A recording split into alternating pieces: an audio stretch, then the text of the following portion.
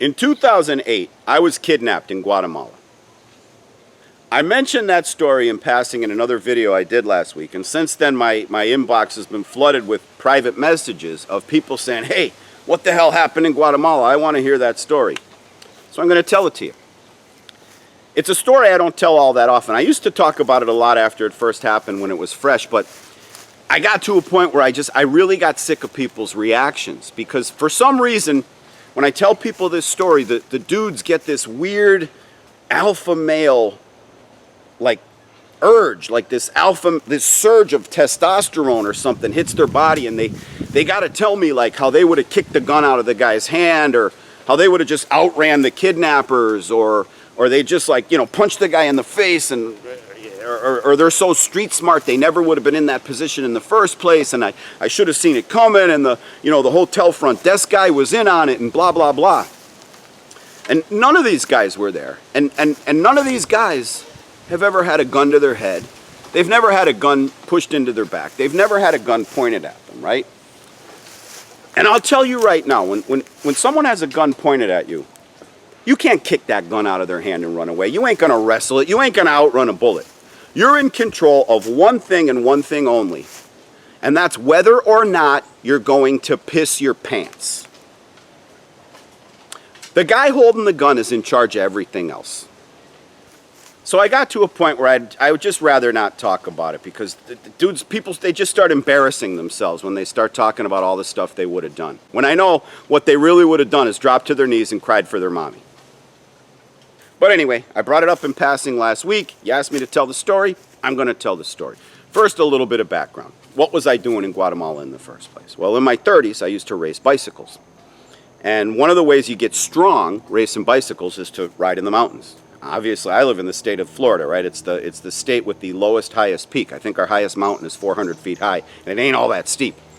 So if you want to get strong, you got to go where the mountains are. So I decided Guatemala would be a great place to go get some hill climbing in, and I know a guy there, Javier, another bike racer, and I called him up and I asked him if he would take a few days off of work, and I would pay him to spend the days with me, and we could train together. He said, sure, Tomas, come on down.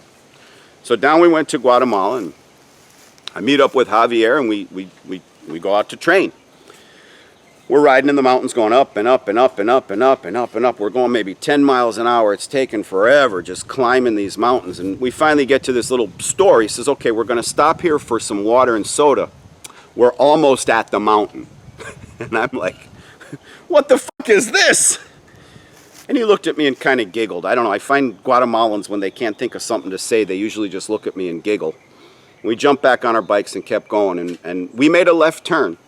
And I knew then we were at the mountain, because I wasn't looking at a mountain. I was looking at a wall. I mean, this thing was straight up with switchbacks. And he said it should take us about an hour, maybe it takes him a little over an hour to get to the top. Then we're just going to turn around and come back and go back to the hotel. So we get about 20 minutes into this thing, and I could see he wasn't in as good a shape as I was at the time. And I flew all the way to Guatemala. I wasn't going to waste it, right? So I just kind of, instead of slowing down to ride with him, I just kind of left him. And choom, choom, choom, choom, choom. We're like at 6,000 feet, 6,500 feet. Before you know it, I'm up over the clouds. Like, you get up over the clouds and you can actually look down and see clouds underneath you. And going through these beautiful little tiny villages, and you see these, descendants of indigenous people up there, and all kinds of, horses and donkeys. I mean, just a beautiful thing. But, you're dying, right, from lack of oxygen and the altitude and riding up this mountain. And I finally get to the top. I get to the peak of the mountain. I said, all right, well, I'm here to train. So I turn around and I ride back down till I get to my buddy Javier, and I meet up with him. And then I rode slowly back up to the top at his pace. We stop at the top to take a picture. And before you know it, these 4 kids, like teenagers, come riding up on dirt bikes and pull guns and just come up to us, and they're like, get down, bájate, bájate. I'm like, what the hell? When you're in these situations, you don't really know it's real.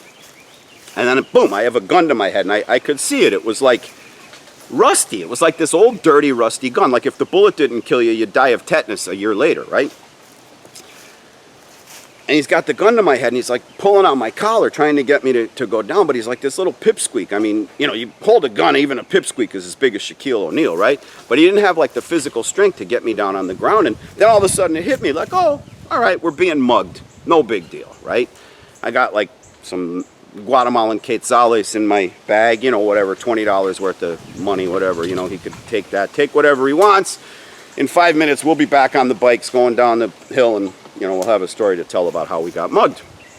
So they start taking our stuff, shopping almost, like looking us over, deciding what they want to take, even fighting amongst themselves. I had this cheap little $14 stopwatch I was wearing on my wrist. They ripped that off and started fighting with each other about who was going to keep the watch, you know. And then they said, okay, come with us. And I'm like, what? And I look over at the local guy, the Javier, the Guatemalan guy, and he starts crying, like tears just streaming down his eyes. And I'm like, oh, this ain't good. And they put the gun to my head and grab him and grab me and march us into the woods, off the road, way into the woods, on the top of this mountain. And they lay us on the ground, you know, like with your hands, you know, like this. And at that minute, I was certain I was going to die, right? There was a big problem in Guatemala at the time with gangs. I think they call them maras, M-A-R-A-S.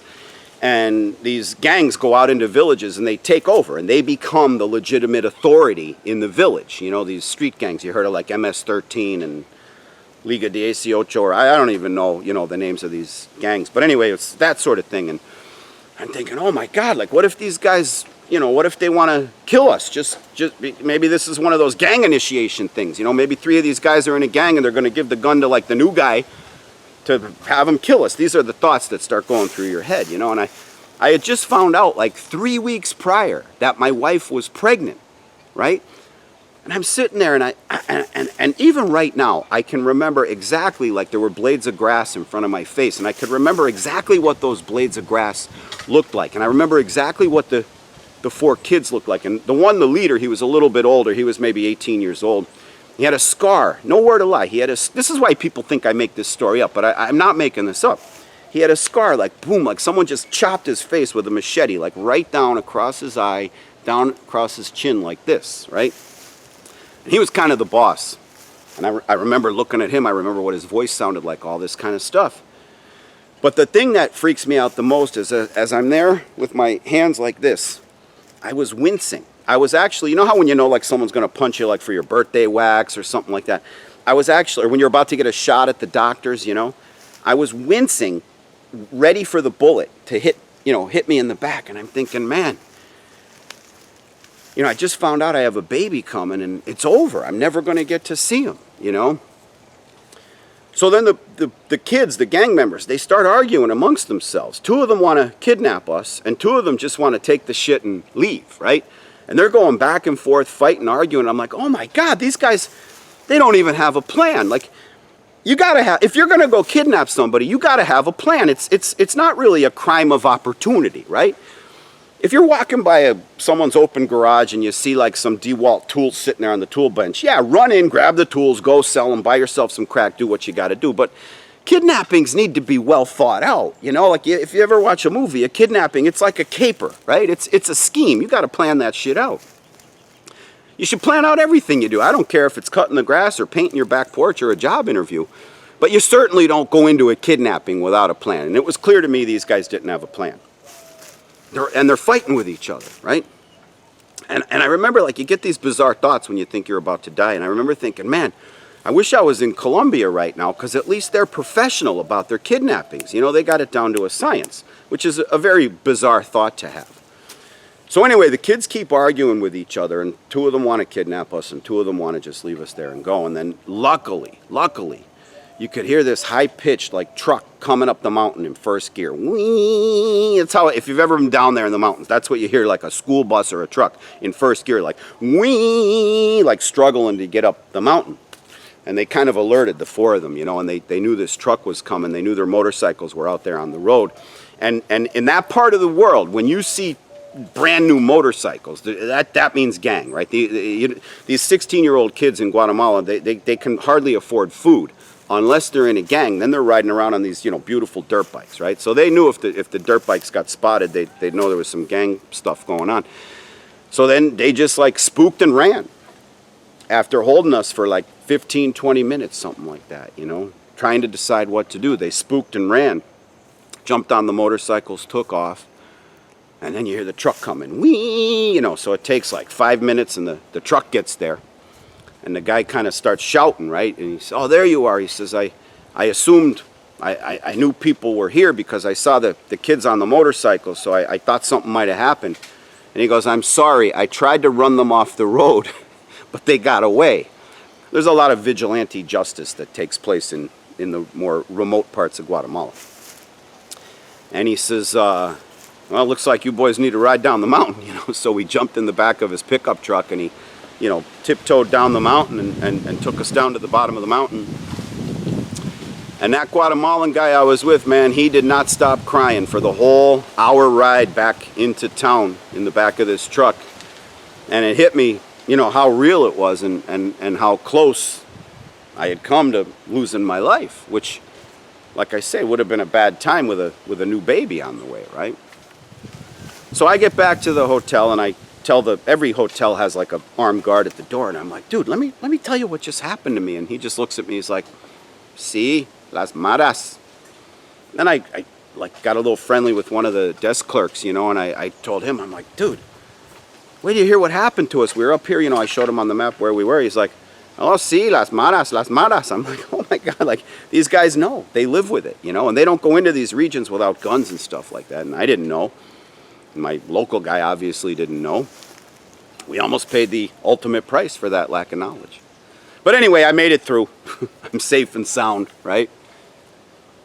So that's pretty much the story. I mean, the next day, me and this Javier guy, we went to the police station to make a police report for what it was worth. And the guy whips out a typewriter, not a computer, not even an electric typewriter. He whips out like an old-fashioned manual typewriter to take the police report. And me and Javier just kind of looked at each other, said, forget it. He was like, whatever, you know, and that was the end of it. And now, have other people gone through way worse things? Yeah, I mean, I have friends from Colombia that were kidnapped and held for months before their families ransomed them free, right?